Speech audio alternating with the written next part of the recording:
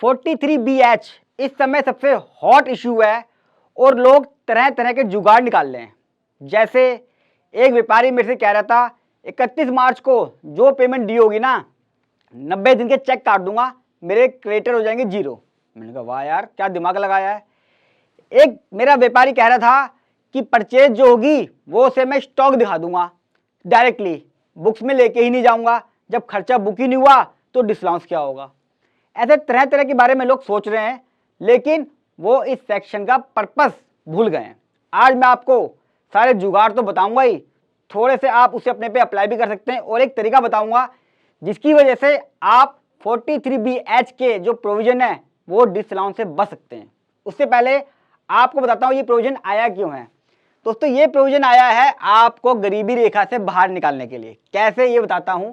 मान लीजिए एक व्यक्ति की 10 लाख रुपए का प्रॉफिट होता है और उसका एवरेज स्टॉक मार्च में 1 करोड़ का है। अब वो पेमेंट नहीं कर पाया, 50 लाख की करी, 50 लाख की रह गई, तो 50 लाख रुपए सरकार कहती है आपकी इनकम में ऐड होगा जिस साल आप पेमेंट नहीं कर पाए। यानी कि इस साल का, यानी कि यही फाइनेंशियल ईयर मान लेता हूं 23-24 में कोई व्यक्ति 50 लाख के क्रेडिटर्स की पेमेंट नहीं करा तो उसकी इनकम में ऐड हो गया, 60 लाख का उसका प्रॉफिट आ गया। इसके ऊपर टैक्स निकला 30% का, 18 लाख का टैक्स ड्यू हो गया। पे तो क्या कर पाएगा, घंटा करेगा पे, तो वो इतना पैसा है ही नहीं। एक व्यक्ति का प्रॉफिट ही 10 लाख रुपए का है तो 18 लाख का टैक्स कहां से पे कर देगा। तो सरकार ने आपको इस प्रोविजन से आपकी इनकम जो 10 लाख होती थी अब सीधा 60 लाख कर दी है। आगे ना गरीब रेखा से बाहर। कभी आप अपना प्रॉफिट 60 लाख दिखाते हो और सरकार ने सिर्फ एक सेक्शन से आपका प्रॉफिट 6 गुना कर दिया। भगवान ही बचाए ऐसी गरीबी रेखा से। गरीबी रेखा में रहना ठीक है, मैं चाहूंगा कि इस प्रोविजन के बारे में थोड़ा सा सोचें। मैं इस प्रोविजन के अगेंस्ट नहीं हूं दोस्तों, मैं इसके सिस्टम, इम्प्लीमेंटेशन और जो तरीका है उसके खिलाफ हूं। सोचना चाहिए कि पेमेंट करने के लिए मना नहीं है, पीछे से पेमेंट मेरे पास आनी भी चाहिए। सबका बैलेंस देखना जरूरी है। अब लोग एमएसएमई के साथ बिजनेस ही नहीं कर रहे हैं। आपने इसका कोई प्रोविजन रखा नहीं, लोगों ने बंद कर दिया एमएसएमई से बिजनेस ही। जहां आप उनके फायदे की सोच रहे थे अब वो निगेटिव हो गया है। तो मुझे लगता है सरकार को इस पर कुछ लाना चाहिए, लेकिन मैं प्रोविजन बता देता हूं। पहला क्वेश्चन, क्या चेक इशू कर सकते हो 90 दिन के, काम चल जाएगा, क्रेडिटर 0 हो गए? बिल्कुल गलत है दोस्तों, ये आप नहीं कर सकते। रीजन, 2 रीजन है। सरकार ने कहा है कि एक्चुअली पेड 15 दिन अगर एग्रीमेंट नहीं है, 45 डेज अगर एग्रीमेंट रिटर्न में है तो। और क्या पॉसिबल है कि मान लीजिए 25 क्रेडिटर्स हैं मेरे पास तो मैं 25 क्रेडिटर्स को चेक इशू कर दूं 90 दिन का? कैसे पॉसिबल है? पिछली बार तो मैं आरटीजीएस, आईएमपीएस करता था, आज मैं सिर्फ प्रोविजन से बचने के लिए ये काम कर रहा हूं। एज ए सीए जो हम ऑडिट कर रहे हैं, हमारी ड्यूटी है कि ये मिसचीफ है, यानी कि सेक्शन में पेनल्टी से और जो डिसअलाउंस है इससे बचने के लिए ऐसा किया जा रहा है। हाँ, आपने चेक किसी को दिया, किसी ने बाई चांस 90 दिन के लिए ले लिया एक आध चेक तो चल जाएगा, मैं उसको मना नहीं कर रहा, लेकिन सारे के सारे वो गलत है। ये भी देखा जाएगा क्या आपके पास बैंक में बैलेंस था जब आपने चेक इशू करा, क्या नहीं था, ये भी देखना जरूरी है। तो ऐसा जुगाड़ ना करें। परचेज सीधा स्टॉक में मेरे, वो भी अलाउ नहीं है दोस्तों। जो लोग कह रहे हैं कि हम सीधा परचेज अपने स्टॉक में दिखा देंगे, क्योंकि जो हमें डेट देखनी है वो मार्च में देखनी है। पूरे साल में पेमेंट लेट हो गई है और पेमेंट कर दी है बीच में ही। जनवरी का बिल था, मैंने मार्च में पे कर दिया, डिले है लेकिन साल के बीच में ही हो गया तो ठीक है। हमें चेक करना होता मार्च में, तो मार्च में वो कह रहा है मेरा स्टॉक जो था ना वही है, मैंने परचेज डेबिट ही नहीं करी, तब भी अलाउ नहीं होगा। यानी कि 43BH उस केस में भी लगेगा, क्योंकि P&L में डेबिट होने के बाद ही आपका स्टॉक में ट्रांसफर होता है। और फिर भी अगर डेबिट नहीं मारते आप, डायरेक्ट उसमें गए हो तो भी डिस्काउंट बनेगी। बहुत सारी जजमेंट है जो हमारे फेवर में नहीं है, जो कहती है कि अगर आपकी परचेज स्टॉक में भी है तो भी डिस्काउंट हो सकती है। तो थोड़ा सा इस चीज का ध्यान रख लें। जीएसटी होल्ड कर लेंगे, बाकी पेमेंट कर देंगे। ये मेरे क्लाइंट है जो मुझे एडवाइस दे रहे थे, ये कह रहा है जी 50 लाख का है बिल, 9 लाख का जीएसटी है, 59 लाख की पेमेंट आएगी उसकी, मैं 50 पे कर दूंगा, 9 रोक लूंगा, डिस्काउंट बनेगी नहीं। गलत है। आपकी बुक्स में 59 में से 50 पे हो गए। 31 मार्च को 59 था, 50 लाख पे कर दिया उसने, अप्रैल को 10 अप्रैल को पे कर दिया। 31 मार्च का बिल था, 10 अप्रैल को पे हो गया, 9 लाख बच गया है। प्रपोर्शनेट डिस्काउंट बनेगी, यानी कि 9 लाख मानना पड़ेगा आपको कि 9 लाख जो पेमेंट नहीं करी है, या तो पूरी डिसअलाउ करोगे या बहुत सेफ एंड सेट चलना है तो 9 लाख में से प्रोपोर्शनेट डिसअलाउंस करना पड़ेगा इस पूरे का। सिक्योरिटी डिपॉजिट बहुत इंपॉर्टेंट वीडियो दोस्तों, काफ़ी सारे मेरे ख्याल से करोड़ों बिजनेसमैन हैं जो इससे अफेक्ट हो रहे हैं। तो वीडियो को लाइक और सबको शेयर जरूर कीजिएगा अपने सर्कल में, ताकि लोगों को सही से समझ में आए। बहुत कंट्रोवर्सी है इस समय, कोई रूल रेगुलेशन नहीं देख रहा, बहुत ही गलत है ये चीज़। सिक्योरिटी डिपॉजिट कई बार आप कॉन्ट्रैक्ट करते हो, 5% काट लेते हो कि जब कॉन्ट्रैक्ट पूरा होगा तब दूंगा, 1 साल बाद दूंगा, तो पार्ट तो उसी का ही है, लेकिन डिसअलाउंस नहीं होगा वो। यानी कि आप वो पेमेंट रोक लीजिए 5%, आप उसकी पेमेंट नहीं भी करते हैं, मार्च पार हो जाता है, 15 दिन पार होते हैं, 45 दिन पार होते हैं, वो खर्चा डिसअलाउ नहीं होगा। यानी कि सिक्योरिटी डिपॉजिट अगर आप काट रहे हो 5% या 10% या 2% जो भी है एज पर रूल अलाउ है वो।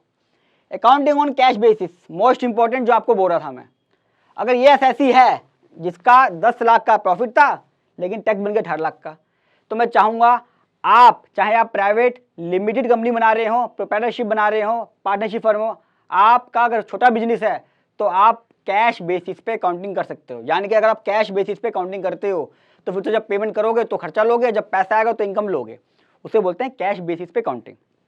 आज ही अपने सीए एडवोकेट बात करें इस बारे में। अगर स्मॉल स्केल पे बिजनेस है, बहुत बड़ा बिजनेस होगा तो दिक्कत आएगी, प्रैक्टिकल डिफिकल्टीज तो है, लेकिन अगर इस केस में जो समझाया है 18 लाख का टैक्स तो क्या देगा वो बाबा जी का टुल्लू। क्या सारे क्रिएटर्स इंक्लूड हैं या सिर्फ एमएसएमई वाले, माइक्रो स्मॉल जिनका उद्यम में रजिस्ट्रेशन है? ज़्यादातर लोग कह रहे हैं कि माइक्रो और स्मॉल में जिन्होंने उद्यम रजिस्ट्रेशन लिया हुआ है सिर्फ वो देखा जाएगा दोस्तों, जो कि बिल्कुल गलत है।